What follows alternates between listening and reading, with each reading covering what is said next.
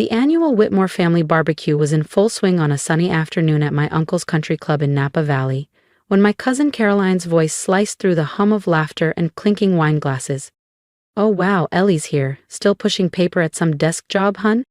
I adjusted the sleeve of my understated cream dress. Valentino, though no one here would recognize that, and offered a faint smile. If only they knew that by Monday morning, I'd be finalizing the acquisition of both Caroline's overpriced wellness app and my other cousin Zach's struggling venture fund. "Still at Redmond Group," I murmured as I accepted a glass of sauvignon blanc. The same Redmond Group that I control under a network of holding companies. To them, I'm just Ellie Whitmore, the underachieving 34-year-old cousin who never quite lived up to the family's impossible standards. But in the financial world, I'm known simply as EW Capital, a silent but dominant force behind some of the biggest private equity deals on the West Coast. Zach, wearing a flashy suit 2 sizes too big, grinned as he sauntered over. "You know, Elle, I could hook you up. We're always hiring entry-level admin staff, better than whatever 9-to-5 grind you're stuck in." I took a slow sip to hide my amusement. He had no idea I'd already bought Whitestone Ventures, his firm, piece by piece, through silent partners and trust-owned shell entities. "That's really generous, Zach," I replied sweetly. 8 years ago, after Grandpa Whitmore died, everyone expected his estate to be divided cleanly among us grandkids.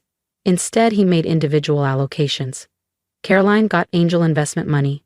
Zach received control of the family's venture branch. And me? I was handed what they called the leftovers.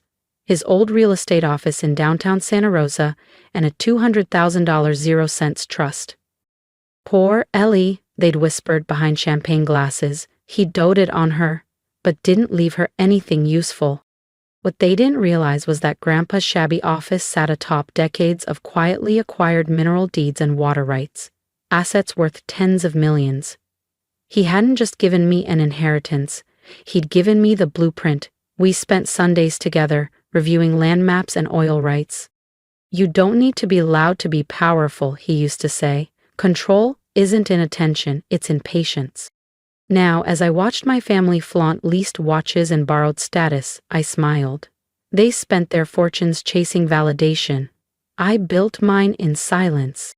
"Ellie, sweetheart," my Aunt Beatrice swept in, air-kissing both my cheeks with exaggerated warmth. "We missed you at the Napa Club mixer last weekend. Caroline was filling us in on her startup's big win." Caroline beamed, tucking a strand of perfectly styled hair behind her ear. "We just closed another funding round, $10 million, 0 cents this time." She turned to me with a practiced smirk. "Not that you'd really understand the complexities of tech finance, Ellie." I nodded politely, though my mind flicked to the reports sitting on my home office desk. Caroline Tech had posted 3 consecutive quarters of losses. That latest $10 million, 0 cents, wasn't a victory, it was a lifeline. And she'd find out soon enough that the silent investor keeping her company afloat was me. "Sounds exciting," I said smoothly. Before she could bask too long, Zach butted in. "Whitestone Ventures just acquired 3 new AI startups. We're projecting billion-dollar returns within the year." I resisted the urge to roll my eyes. His fund was bleeding capital. The acquisitions were last-ditch plays to impress new investors and hide ballooning debt. That's what made my stealthy acquisition of Whitestone so seamless. Desperation makes people sloppy. "How wonderful for you both," I said sincerely, more than they'd ever realize. My cousin Reed, who dubbed himself the family's financial prodigy, sauntered over with a condescending grin. "Still pushing papers at Redmond Group, Ellie? You really should think bigger. Caroline and Zach are out here building empires." If only he knew the papers I pushed involved multi-million-dollar development deals and city-wide zoning approvals. Redmond Group, under my hidden control, now owned half the downtown Santa Rosa commercial district and large tracts across 2 other states. "We can't all be entrepreneurs," I replied, sipping my wine. They chuckled, they pitied me. I played the role they expected. Even my mother joined the chorus. "You had such potential, Elle. But honestly, have you even tried to grow your career?" "Oh, Trevor could help," Aunt Beatrice chimed in. "He's done such amazing things with Grandpa's old firm." I thought of the boardroom meeting scheduled for 9 a.m. tomorrow, where Trevor would discover that EW Capital, his mysterious new majority shareholder, had the power to fire him. "I'm comfortable where I am, Mom," I said with a calm smile. Caroline overheard and laughed. "Comfortable? Honey, you should want more than that." "We're raising again next month," she said, eyes gleaming. "From EW Capital," Zach added proudly. I clinked my glass. "Good luck with that." "They're the biggest name in private equity right now," Zach said, swirling his wine. "Very hush-hush, but they've expressed interest in both our companies." I hid my smile behind my champagne flute. EYW Capital, my carefully orchestrated network of shell corporations and blind trusts, had spent the last 6 years becoming a dominant, anonymous force in acquisition deals across the western U.S. Tomorrow, the curtain would finally drop. "I've heard of them," I said with practiced neutrality. "Quite the portfolio they're building." Caroline scoffed, not even trying to mask the disdain in her voice. "As if you'd understand what goes into that kind of deal. Stick to your filing cabinets, Ellie. Leave the real strategy to those of us who actually run companies," Zach added, his fork clinking against his half-finished steak. Before I could respond, Aunt Beatrice clapped her hands and called everyone to the dinner table. I ended up between Zach and Caroline, listening to them volley inflated business jargon as if they were on a CNBC segment. "Whitestone Ventures is about to close the biggest deal in our history," Zach boasted. "Once EW Capital signs on, we'll be scaling internationally. We're talking billions." Caroline rolled her eyes. "Please, your dinosaur of a firm is one misstep from collapse. My wellness AI platform is the future, and trust me, EW knows it." They're leaning toward me. If only they knew the truth, that both of their companies already belonged to me. Their pleas, pitch decks, and projections had all funneled into my strategy. Their destinies had already been decided over mahogany boardroom tables and NDA-laced email threads. "Speaking of your future," my mother's voice floated from across the table. "Ellie, have you thought about going back to school? Maybe get that MBA you always talked about." I pictured my corner office. Glass walls overlooking downtown Santa Rosa, marble floors, the discreet security detail outside my door, and the wall, lined with framed contracts, each one a silent takedown. "I'm fine where I am, Mom," I said gently. Zach snorted. "That's the problem. No ambition. Grandpa would be crushed if he saw you now." I touched the gold key around my neck, the one to Grandpa's old office, where it had all begun. "I think Grandpa understood more than you ever did." The topic shifted to vacation homes and boat upgrades, but I caught the tension in Caroline and Zach's side glances. Tomorrow's meeting with EY Capital meant salvation or collapse. They had no idea that the secret investor was the same cousin they'd mocked for a decade. As dessert was served, I excused myself. "Big day tomorrow," I said. "Don't overdo it filing those reports," Caroline called after me, laughing. In my car, a discreet armored Audi, I dialed my assistant. "Is everything ready for tomorrow?" "Yes, Miss Whitmore, the boardroom is yours." "The contracts are finalized and the board members have been briefed," my assistant confirmed over the speaker. "Your cousins won't know what hit them."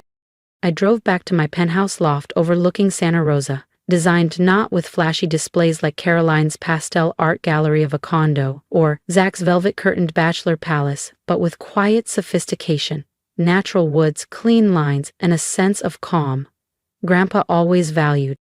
In my office, I reviewed the paperwork one last time. Tomorrow, EW Capital would lift the veil and my entire family would see the truth.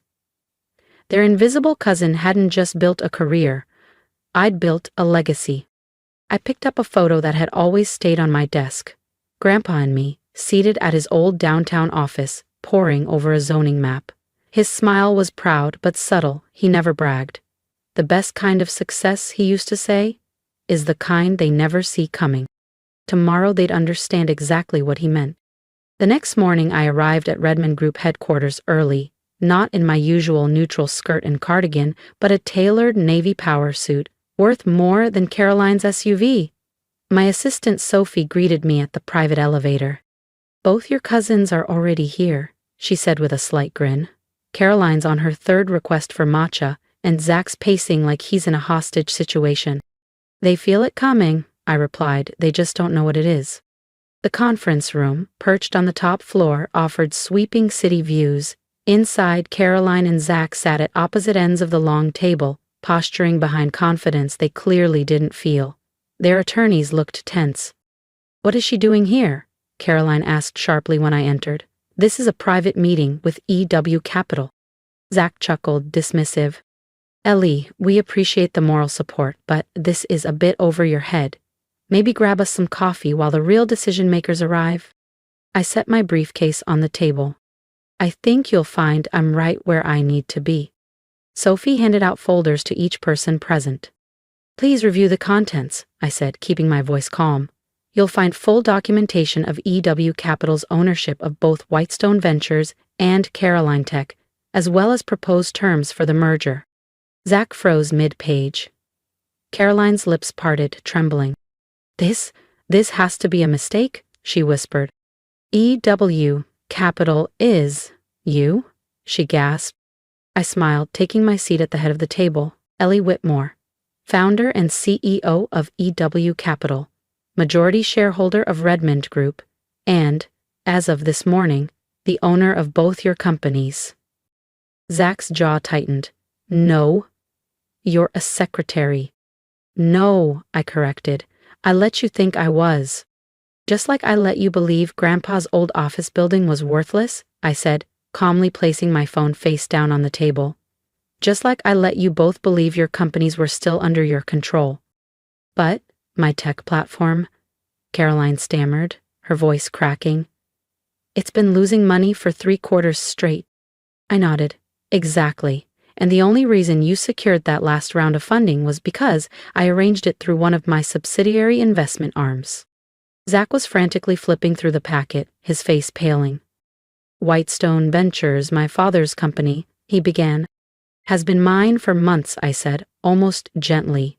"Those high-risk investments you've been using to plug the holes? I've been buying the debt, quietly, strategically." The doors burst open. My mother, Aunt Beatrice, and a few other family members entered, clearly summoned by panicked texts from Zach and Caroline. "What's going on?" my mother demanded. "Why are they saying something about Ellie and some capital firm?" "Perfect timing," I said, rising from my seat. "Sophie, would you please bring up the presentation?" The wall screen came to life, displaying a sleek diagram, layer upon layer of holding companies, trusts, and equity groups. Lines connected logos and names to a single hub in the center, EW Capital. "This," I told the room, "is the real me. Over the past 8 years, while you all whispered about my wasted potential, I was building this. Over $500 million. 0 cents in assets spanning real estate, technology, and private equity." I let the silence stretch. "That includes Redmond Group, Whitestone Ventures, Caroline Tech, and more than 30 other firms you've never even heard of." My mother stared, speechless. "How?" "Remember Grandpa's worthless office downtown?" I asked. "It came with property rights, water claims, and mineral deeds. Millions in hidden value. He didn't leave me scraps. He left me the foundation." Caroline's face twisted in anger. "You deceived us. Just like you pretended your company wasn't bleeding out," I shot back. "You wore your debt like designer labels. And Zach, you called yourself a mogul, but you were clinging to borrowed time." "We were building something," Zach argued. "No, you were playing business," I replied. "Image over substance." I turned to the legal team. "Shall we move to the merger terms? Both companies will be restructured under the EW Capital umbrella. Leadership will be re-evaluated." "You can't do this," Caroline whispered. "I already did." My mother stepped forward, eyes misted. "Why didn't you tell us?" "Would you have listened?" I said, unlocking my briefcase. "Or would you have tried to claim it just like you did with everything else I ever valued?" I pulled out an old photograph. Grandpa, seated in his worn leather chair, pointing at a map of Santa Rosa. Me beside him, wide-eyed, taking in every word about mineral rights, zoning leverage, and the power of patience. He knew exactly what he was doing when he left me that worthless downtown building. He knew I'd recognize its real worth and what it could become.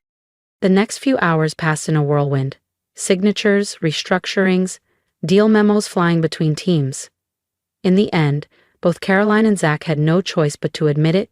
EW Capital offered the stability and leadership their companies desperately needed. Their egos were bruised, sure, but they still had roles. For now, Zach was reduced to investment advisor. Caroline, no longer CEO, was kept on as a consultant with guardrails. As the lawyers trickled out, my mother lingered behind. "All these years," she said softly, "we thought we were the successful ones." "Success doesn't always need to speak loudly," I replied, my gaze drifting to the skyline. "Sometimes the quietest person in the room is the one shaping the future." In the following months, things shifted. Caroline's startup, with real oversight and funding, finally started turning a profit.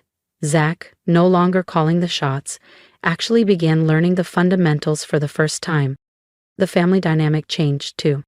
Gone were the backhanded comments and pitying glances. At the next family gathering, when someone asked about my work, they actually listened. Really listened. As for Grandpa's old office, I kept it. Renovated the rest of the floor, but left his desk untouched. Sometimes I'd sit there at night, fingers tracing the grain of the old oak, hearing his voice in the quiet. True power doesn't need an audience. One evening, as I was locking up, I found Zach waiting downstairs. "I've been thinking," he said, humbled. "All that time we were showing off. We missed what Grandpa was trying to teach us." I touched the gold key around my neck. "What was that?" "That real success isn't about looking powerful," he said. "It's about being powerful. You built an empire, while we played dress up." I nodded. "Want to know the real secret?" He leaned in. "Success doesn't need applause.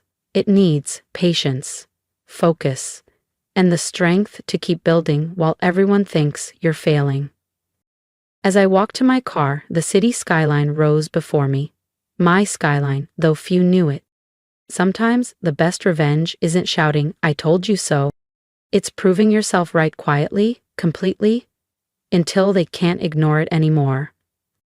And sometimes that truth comes wrapped in a $500 million 0 cents empire. And the sweetest success of all? Victory on your own terms. Thank you.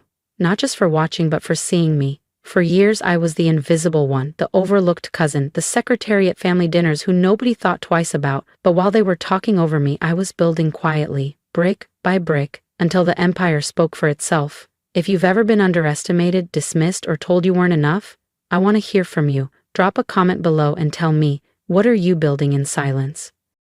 And if my journey resonated with you, hit that subscribe button. Not for the drama, but for the reminder that true success doesn't need permission or applause. It just needs persistence. Here's what I've learned. You don't need to explain your dreams to people who laugh at them. You don't need to shout to make an impact. What you do need is vision, patience, and the courage to keep going even when no one is watching. Because one day, those same people who doubted you will have no choice but to recognize what you've become. Build in silence. Win with grace, and never forget, you get to define what success looks like.